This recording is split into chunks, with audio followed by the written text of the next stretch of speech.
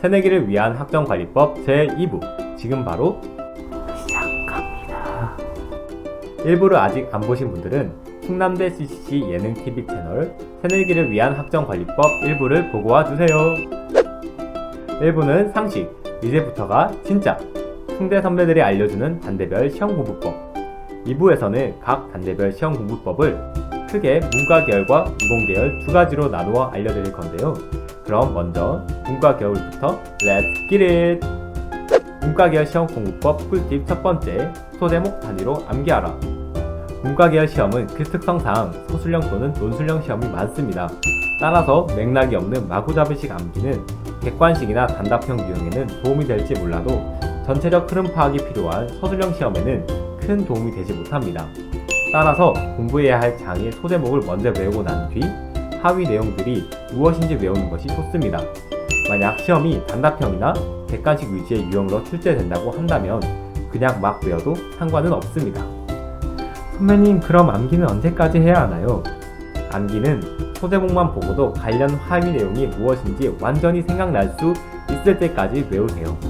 특히 소제목만 적어놓고 관련 내용을 암기하여 직접 서술형으로 써보는 것이 가장 확실하고 좋은 방법입니다.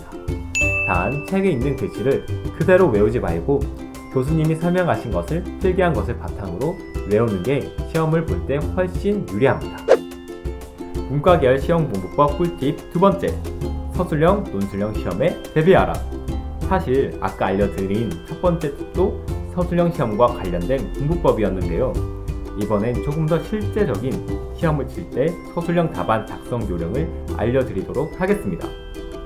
서술형, 논술형 문제는 문단 나누기가 중요합니다. 문단을 나눌 때는 바뀐 문단의 첫 글자를 항상 한 칸 띄워놓고 들여쓰기를 해야 한다는 것 절대 잊지 마세요. 이렇게 형태만 깔끔하게 해줘도 훨씬 눈에 잘 띄고 가독성이 좋아 긍정적인 인식을 심어줄 수 있습니다. 또 한 문단은 보통 4에서 8문장 정도로 구성해 주시고 문단의 중심 문장은 웬만하면 첫 문장에 써주세요. 그래야 눈에 확 띄고 본인이 말하고자 하는 바를 명확히 전달할 수 있습니다. 그리고 길게 답안을 작성해야 하는 서술형, 논술형 시험을 만났을 땐 함부로 펜을 들고 달려들면 안 됩니다. 어설프게 답을 쓰기 시작했다가 나중에는 본인도 무슨 말을 하는지 모르는 불상사가 생겨날 수 있습니다. 차분한 마음으로 어떻게 답안을 쓸지 구상하세요. 그리고 구상이 끝난 문제부터 답을 쓰기 시작하세요.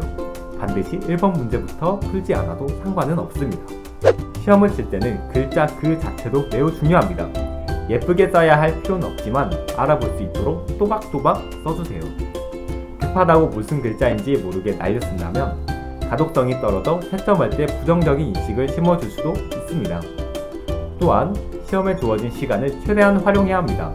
흔히 시험을 가장 일찍 치고 나온 순서대로 금메달, 은메달, 동메달 땄다라고 표현하는데 시험을 일찍 친다고 해서 진짜로 메달을 주거나 플러스 점수를 더 주지는 않습니다.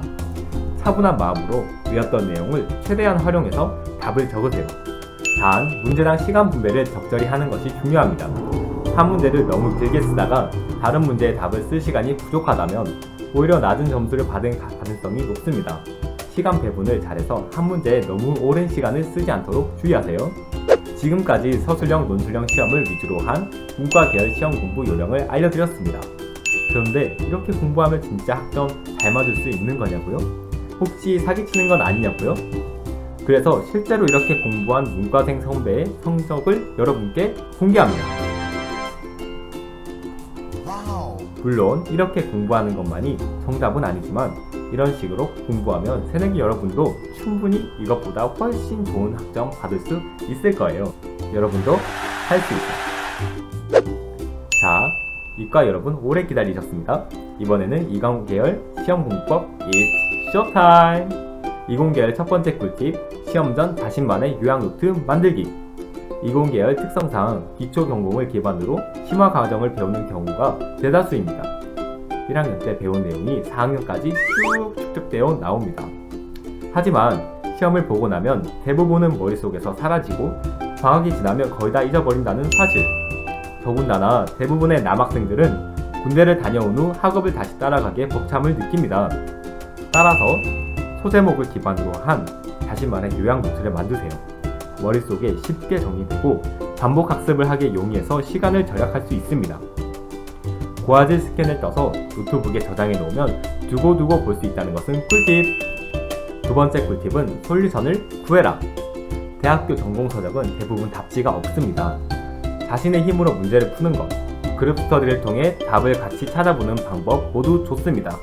하지만 이공계열은 확실한 답을 통해 내가 맞게 풀고 있는가를 확인하는 과정이 필수입니다. 정확한 방법으로 풀지 않으면 틀리는 경우가 많으므로 스스로 피드백할 수 있는 솔루션이 필요합니다. 학생들 중 귀찮아서 혹은 어디서 구하는지 몰라서 수업 내용만 듣는 친구들이 있습니다. 하지만 열심히 구글링 한다면 충분히 구할 수 있으니 친구들과 돈을 같이 지불해서라도 꼭 구하는 걸 추천드려요. 마지막 꿀팁은 족보를 사수하라. 안타깝지만 족보를 구한 자와 그렇지 않은 자의 성적은 차이가 납니다.